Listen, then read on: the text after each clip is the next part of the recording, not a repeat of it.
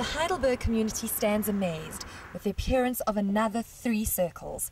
The small town has kept South Africans glued to their screens recently as strange events unfolded on a farm just outside town.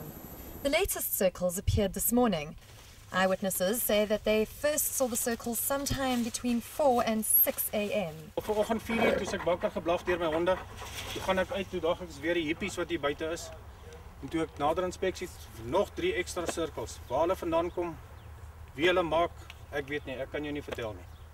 An aerial view of the field shows that with the addition of the latest 3 circles, some kind of pattern or sign has been formed. With 7 circles, the mystery deepens. Is someone trying to tell us something? Is someone trying to make contact?